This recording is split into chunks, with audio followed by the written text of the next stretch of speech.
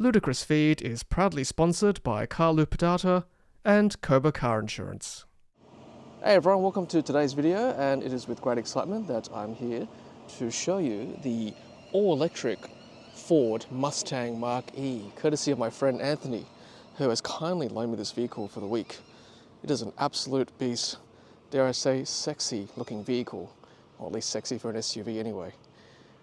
There are three variants in Australia. There's the Select, there's Premium, and there's GT, ranging from 80,000 to 115,000 Australian dollars drive away, depending which variant you get. This is the Premium variant, $95,000 drive away, at least here in New South Wales. The battery ranges from 72 to 91 kilowatt hours of battery, depending on which one you get. This Premium one is 91 kilowatt hours of battery. Apparently 600 kilometers of WLTP range, but I'll talk more about real world range later on in the video. 11 kilowatts AC charging, 150 kilowatts DC charging. This is the Ford Mustang Mach-E electric. And it's undeniably Mustang. There's the Mustang logo, or the pony logo, as some people like to call it, all over the vehicle. There it is in the back again. It's got a really nice stance, very sporty. Certainly stands out. You're getting a lot of double takes and extra long looks on the roads and in the car parks, wherever I'm driving. I even got pulled over randomly for a breath test the other day, and the officers had a look inside the vehicle and asked me all about it. So clearly, people know this is a Mustang. Looks very much like a Mustang, even though it's electric. But if you want a sporty SUV electric vehicle, this might be the one to look at. From, of course, a giant in the industry, Ford. And there it is, the Mustang Mach-E. Thanks, Anthony, for the loan. All right, let's do a detailed walk around the car. All right, let's start from the front of the car, and of course, the lights look very much like a Mustang. Even there's little indentations across the front there, undeniably so. Fun fact, the Mustang is commonly known as the pony because the Mustang is a small horse. The active air intake grille down the bottom here. Ultrasonic sensors all throughout the car. Pretty much everything you want in an EV is in this car. All the mod cons, all the features, all that stuff I'll go through as we walk around the vehicle. Indicator lights here on the left front, very much a requirement of an American car. Let's have a look at the charge port, which is on the front left. There's a flap for the DC component. Unlock the charge port, and then to close it again, push it in. Front left is okay for a V4 Tesla supercharger. The cords are long enough. For a V3 supercharger, you might struggle because it's not quite in the optimum position, but for every other DC third-party charger, should be okay. I quite like this grey-white colour. It's not blindingly white. It's enough grey tones in there to make it look really lovely in the light. Red brake calipers, running on 19-inch wheels, front and back. Mach-E X badging here on the side. Standard wing mirrors, they're not digital. More indicator lights here. It's got cameras here for 360-degree view. Blind spot monitoring, obvious there on the side. And we'll look inside the interior very shortly. Nice aerodynamic shape. Extra bit of wing on the top here. Rear wiper. I like the lights on the back too. It's very much like a Mustang, isn't it? Sport back finish as well. Bit of piano black throughout the car, that's the only downside. The piano black does tend to create swirl marks. More Mustang badging here. Another rear camera. Let's have a look at the boot while we're here. There's a kick sensor as well, so let's try that. There we are. Reasonably large boot inside. And by the way, this car is probably most similar to a Tesla Model Y in shape and size. I think the Y is slightly bigger in dimensions. I'll have to double check that. Got 60-40 split. Seat anchors in the back. Lighting, extra Mustang badging there. There's a 12-volt plug here, extra hooks, bit of storage down here. Bang & Olufsen speakers throughout. The sound is really quite good, actually. And let's have a look at this subfloor here. So we've got a charging kit, and this car comes with a slow 10 amp charger as well. Oh, correction, it might actually be a 15 amp plug because the earth pin is actually quite thick, so I don't want to open this because it's not my car, but I think that might be a 15 amp plug. And there's a privacy screen as well, which I won't remove, but that can be removed if you need so. And there's a button at the top here to close the boot, otherwise you can just use the foot sensor once again, so let's try that.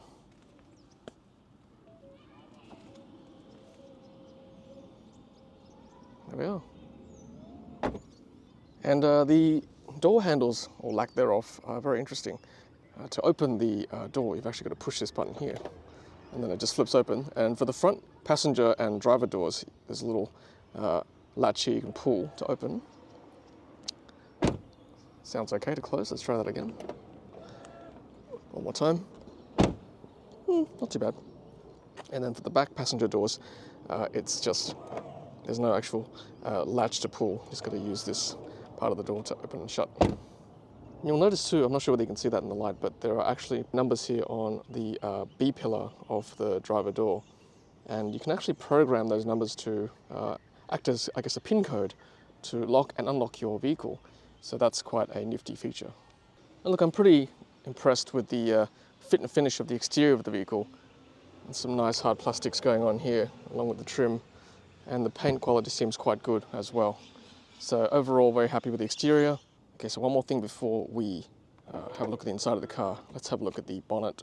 And it's on the passenger side, which I assume is on the driver's side in the Northern Hemisphere with left-hand drive countries. Pull that twice. Safety latch. Okay, let's pull it up. Nice, hydraulics to stay in place. And look, a fairly decent sized frunk in there, I must say. Safety button as well. I would say that's almost very similar in size to the Model Y, I've got to say. Wiper fluid replacement, and everything else is covered. And by the way, this is a rear-wheel drive powertrain, so more space in the front for the frunk. Okay, let's close this. And then use two hands to close this all the way down. Okay, let's climb into the driver's seat. So the usual controls here on the side, wing mirrors, power windows. There's the latch to open the door. I think that might be electronic anyway. Then Bang & Olufsen speakers, like I said, pretty good quality. Nice fit stitching throughout. Nice soft materials on the door throughout too, which is really nice. A bit harder down here, but that's okay. That's where the feet are. Storage down here as well. And speaker covering and housing. Nice recess down here as well. Seat memory profiles too. And very nice chrome trim throughout. More Mustang badging, powered seat controls with lumbar support, nice performance pedals, floor mats included, more red stitching throughout, and I can confirm the seat is vegan leather or leatherette or whatever you want to call it, not genuine leather, but still very comfortable. Heated seats as well. Yeah, quite a nice finish on the seats there. And more controls here. We've got demister, we've got light controls, intensity of the screens, and then traction control off if needed. Oh, that's the key fob, by the way. Let's unlock it. Let's climb in. A lot of Ford badging on the screen there. Look at that. Nice touch. Both the center screen and the binnacle screen too. Courtesy seat as well, so slides back for you to climb in easier. Look at that. All right, let's turn it on. Power button here. Foot on the brake. Okay, so wireless Apple CarPlay remembers my last settings. Let's go through the screen later on, but let's do the steering wheel first. Okay, more Mustang badging here. We've got media controls here on the right, and then cruise control on the left here, which I'll go through in my test drive. More red stitching throughout. It's a left-hand indicate. I think that's driver monitoring. You can see the infrareds flashing there on the screen. Can't see that in real life. This is just an artifact of the vision you're seeing. And then wiper controls here on the right. Auto lights, auto wipers, rear wipers, as I said earlier. That's the binnacle screen there. We'll go through that later on, of course. I quite like the finish on the front here. This is a bit harder plastic here, that's okay. But this is a bit softer here too. Every time I see this, I think it's either speaker housing, which I can see yes, B&O, and or it could also be recycled materials too. I see this kind of stuff in like the Ioniq 5s and the Kias with the EGMP vehicles, so this could be recycled material. If someone can confirm that for me, let me know. See the screen here just sort of recessed in there. That is the infotainment screen there sitting just in front of the dash. Air conditioning vents on the right. In the middle here, just flanking the screen on either side. And then more throughout on the passenger side too. A glove box. Manuals, etc. Logbooks. That is the original fridge sticker. 173 watt hours per kilometre, or 17.3 kilowatt hours per 100 kilometres. That's pretty similar to what I've been getting, more like 18 actually, 18 kilowatt hours per 100 kilometres. The range of 600 kilometres WLTP, I think actually with an efficiency of 18 kilowatt hours per 100 kilometres, you're looking more like probably 500 Ks in real world terms for a 91 kilowatt hour usable battery. So I'll talk about range a bit later on. Okay, so just coming down here, we've got wireless charging ports. Or you can plug in your USB-A and USB-C into these ports here, more piano black. You can access Apple CarPlay either wirelessly or wired through the ports. And there's extra storage down here as well. A couple of drink holders here. And this is the dial for the gear select. Now this L button, I'm still trying to work out what it is, but I think similar to European cars I reviewed, like the Cupra Born and the Peugeot, which has got a B button, I think it increases regenerative braking without it being one pedal. Whereas if you just have it without L, it's just like light regen braking. However, having said that, you can actually turn one pedal on the infotainment screen here, which I'll go through later on. So I guess having one pedal here negates the L button here. So that is slightly confusing for me. If you're a Mach-E owner, let me know if you worked out what that L button is. Anyway, I normally have it off because I've had one pedal driving on this week. Okay, so this button here is for parking assistance. So you can navigate to parking or use parking assistance for auto park, hazard lights, and then the electronic brakes. Further back here, we've got an armrest, which doesn't fully cover the storage down here. So as you can see, you can actually access stuff through this little gap here. But you can actually slide this across here to act as a privacy screen. That's quite nice, hard plastic. Another 12-volt plug here, and then extra storage down here too, which is quite handy to have. Ooh, and I just saw my sunglasses here too, and that reminds me, this car has sunglass holder, which people who follow my channel will know that I do like cars with sunglass holders like that. That's quite nice. Lovely soft material up here, and then a glass panoramic roof too throughout. Might be a problem in summer, but I'm sure it's UV tinted. I'll have to double check if it's IR treated as well. Back to the center console here, light controls, and then more alerts too. Another driver monitoring alert there, I think. And there's the rearview mirror and the visors. Let's have a look. So ticket holder inside and outside. I found that quite handy this week. Then mirror, light, hello. And then pull this out. Can you slide it out? No, you can't. Might be a microphone, this thing here. Door handle on the driver's side and on the passenger side as well. Yeah, pretty good visibility throughout the cabin. So yeah, that is the front row of the Mustang Mach-E. Lovely fit and finish, nice soft materials throughout. Quite nice, really. Okay, let's check out the back row. Again, lovely soft materials. The door handle, powered window, another latch, speaker, sleeve there for storage. Lovely red trim throughout the seats. Again, leatherette / vegan leather. And passengers get quite a nice view with the glass roof. And look, buttons for the light. Let's see what's down here in the center. Air conditioning vents. And then USB-A and USB-C ports for either options. Latch here to access the back if needed. There we are. Okay, so let's run through the infotainment screen. So that's the home screen. Radio, phone, navigation. Pretty good EV trip planning, I'll go through that shortly. Media, Apple CarPlay, Android Auto, wireless, charging options, tire pressure sensor, the trips. I'll go through the trips now actually, or an owner's manual, and then I'll just go through the sketch. You can draw stuff here too. Yay, you can save stuff. Right. So I'll go through the efficiency now. So you can look at the current trip from when you last drove. And then you can look at the trip computer from when I took loan of this car from Anthony. So as I said, the efficiency has been 18 kilowatt hours per 100 kilometers. I've driven 295 kilometers so far in this loan. 12% climate use, 65% driving, 11% accessories, 12% from exterior temperature. I don't know why I've lost all my ratings here. This was working before. Let's have a look at trip computer 2. Yeah, same thing. Let's have a look at navigation. So from where I am right now at the shops here, you can actually navigate to, let's go to like Melbourne. I always try to plug in somewhere far away. It's pretty responsive, I gotta say, and the trip planning is quite good. So let's have a look. Gives you the weather at destinations. 15 degrees in Melbourne at the moment, and it's sunny. Good to know. 898 kilometers. It's going to take us pretty much 12 hours to get there.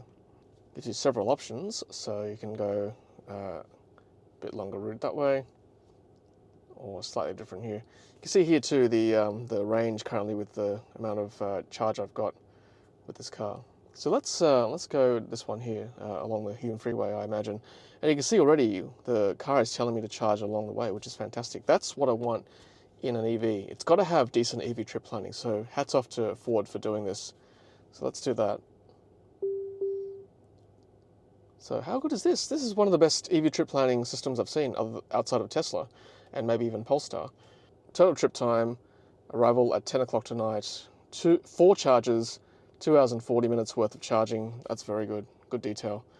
And that's where they want me to go. So all the third-party charges are listed. Interestingly, it doesn't list the Tesla superchargers, but even at each site, it tells me to charge 20 minutes, 35 minutes, hour, 10 minutes, and you can see the expected state of charge each time. So yeah, that's quite good. I must say this is one of the best I've seen, like I said. So well done. Okay, so back to the home screen. Let's have a look at media now.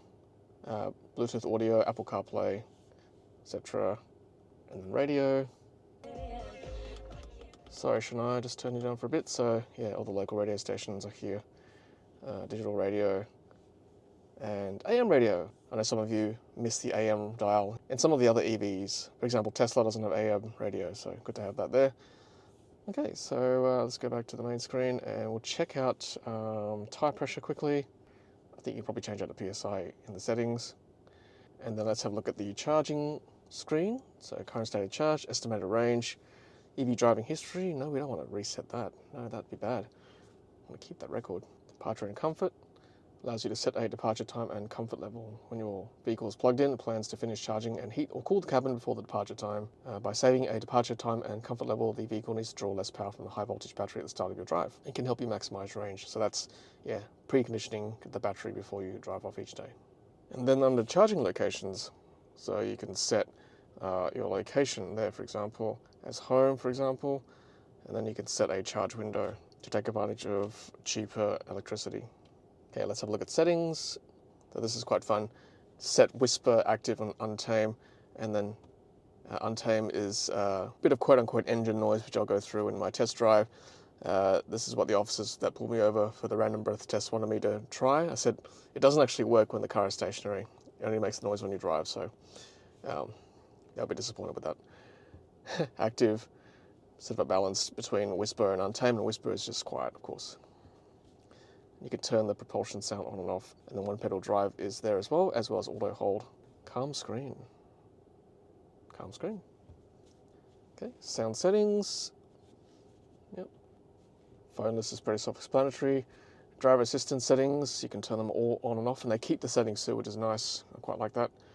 You've got things like cross-traffic alert, reverse brake assist, driver alert. It's been pretty good, I must say, in my week I've had this car so far. Not too intrusive, so I think Ford's done a good job balancing between drivability and safety. Vehicle settings, very granular in settings, so I won't go through them all, but yeah, you can definitely customize the car as you need to, and there are driver profiles as well, so if I press that, you can start a driver profile too that way and keep all your settings, which is lovely. Okay, general, and it's fairly responsive, right, as you can see as I'm going through. Your language settings, and yes, you can change your tire pressure from kPa to PSI to bar. Software licenses, display settings, clock settings. I've had trouble with this because it's not showing me the correct time, so I might auto time update.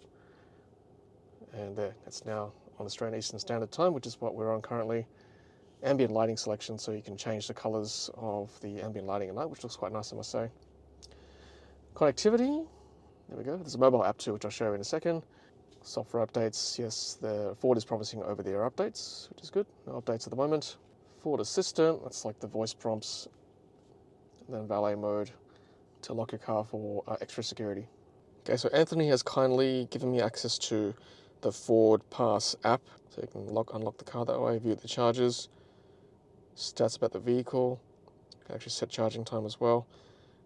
Pretty user-friendly. And there's a map to show you local charges, trip planning, and dealers. Let's have a look at the 360 camera. There we are. Press that. Let's have a look at that side. And that side. Very wide view. 360 view. I don't mind having this big button here in the middle of the screen, or at least down the bottom here for volume control. Again, it's manufacturers finding a balance between too much screen time and tactile control. So this is not a bad thing for volume control, instead of finding where the button is.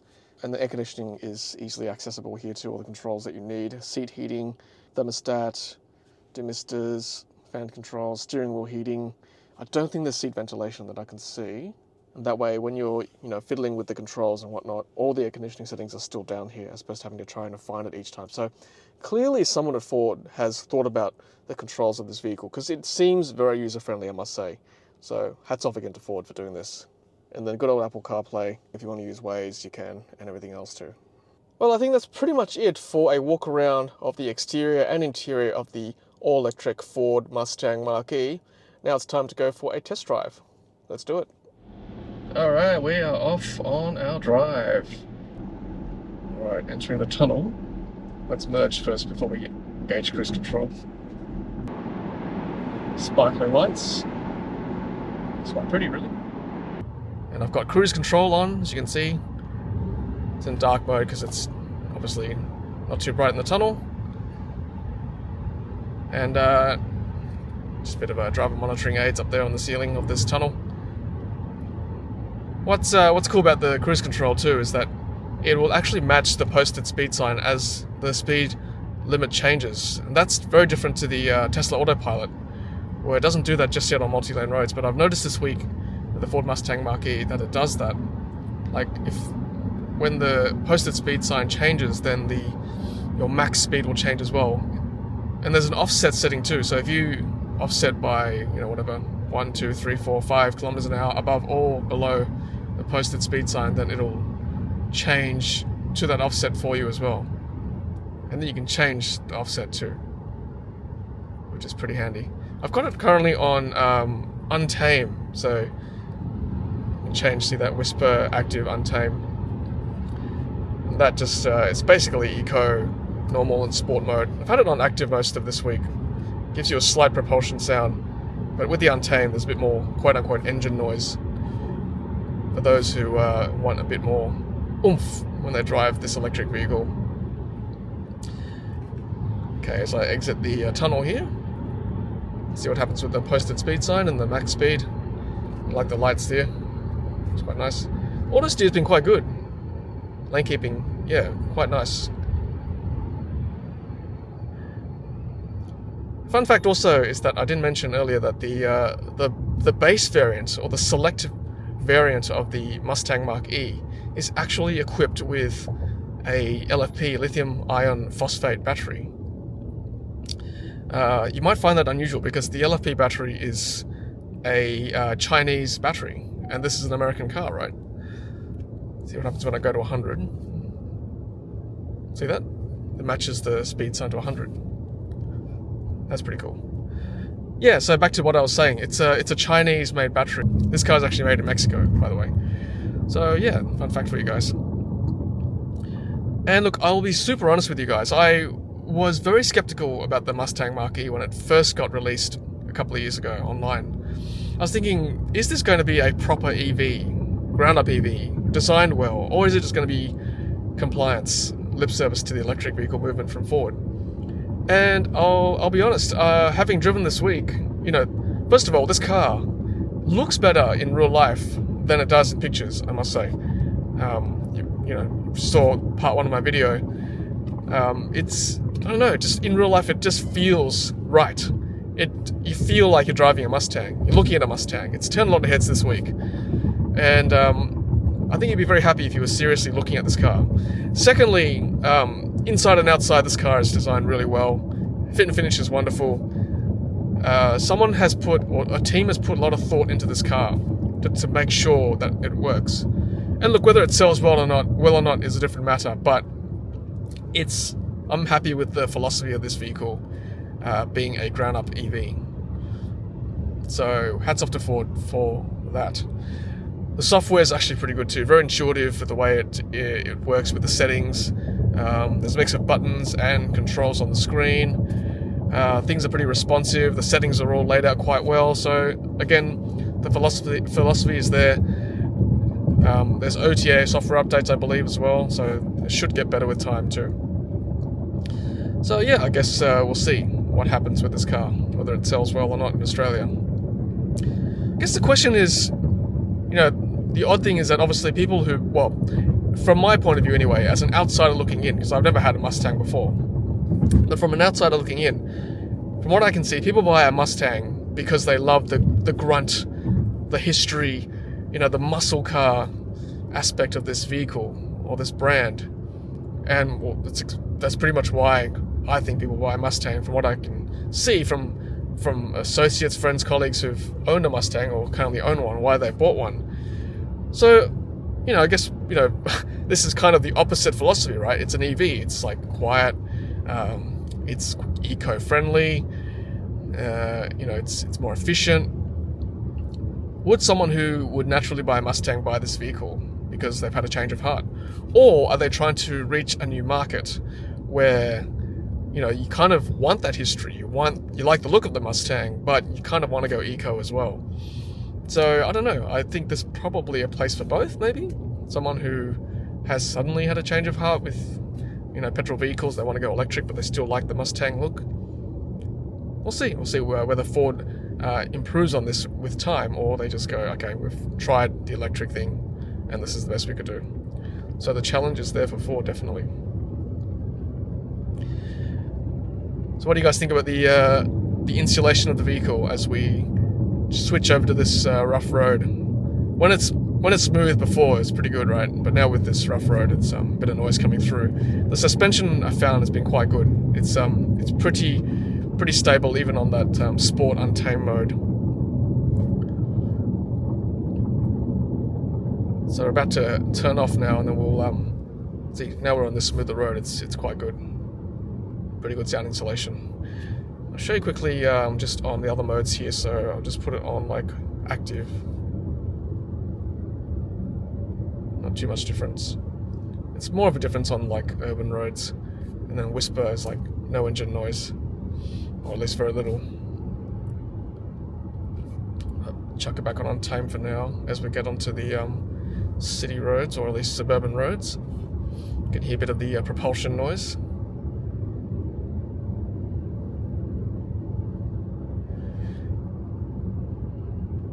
Pretty dreary day, right? But it is what it is. We have to test on all conditions. As I said before, the efficiency hasn't been too impressive. 18 kilowatt hours per 100 kilometers, so you should expect a range of about, high 400s, 500 kilometers for this 91 kilowatt hour battery. This is the premium variant.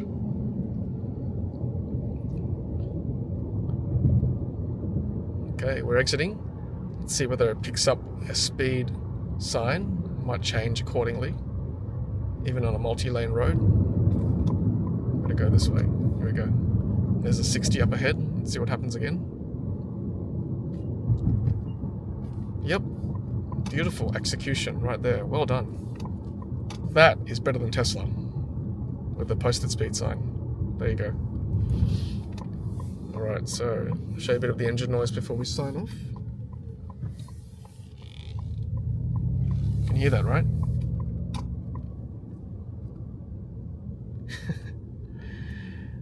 Yeah, look, I don't know. I'm still in two minds about the noise. Like, I personally don't mind not having noise, having driven an EV for the last, let's see, 8 years. So I'm kind of very much used to it now. Quite like the quietness of an EV. Like that's where an EV is useful with efficiency, because on roads like this, when you're stopped in traffic, you don't have to idle, right? The engine's off. So that's where the efficiency gains are made. Whereas with the petrol car, it's got to idle most of the time. Unless you've got one of those, like what I think Mazda had them too, the engine which switches off as you're stopped in traffic, but then you've got to switch it on again, right? So you lose that efficiency doing that off and on all the time. Can you hear that? A bit of grunt for those who want that noise. Still not used to an EV, you still want a bit of engine noise.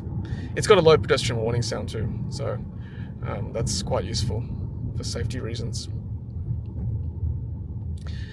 Alright, well I think I've said what I wanted to say about the Ford Mustang Mach-E electric vehicle. I've been pretty impressed this week, as I keep saying. Better than expected from Ford. And let me know what you think in the comments here. What do you think about Ford's attempt at an EV? It's pretty pricey for a Ford, I've got to say. You know, you're pushing $100,000 for this car. 95 grand drive away without options. And then the GT is $115,000 without extra options drive away here in New South Wales. I guess for me, a Ford, I don't really see that as a luxury brand. Maybe it's heading towards the premium stakes, but Ford is kind of pretty common in the US, and certainly here in Australia was very common, more so in the 90s, right? Probably not as common these days. Pretty much taken over by the Asian cars, like the Japanese and the Korean cars, now the Chinese vehicles. So I don't know, what do you guys think about paying at least 80 grand for a select Ford Mustang Mach-E, despite all the trims and all the finishes that I've talked about, and the drive quality, which has all been quite good from Ford. Let me know what you think in the comments below. So thanks so much for watching, and I just want to thank my friend Anthony again for loaning me this car for the week. I'm very grateful for his trust in loaning his private vehicle to me to review for the week. I've made sure I looked after it for him, and my family and I are very grateful for that. So thank you, Anthony, for that. Really appreciate it. It's a lovely vehicle. Congratulations on your purchase. And yeah, I hope you all enjoyed this as well. So thanks everyone for watching, and until the next Ludicrous feed video, happy charging.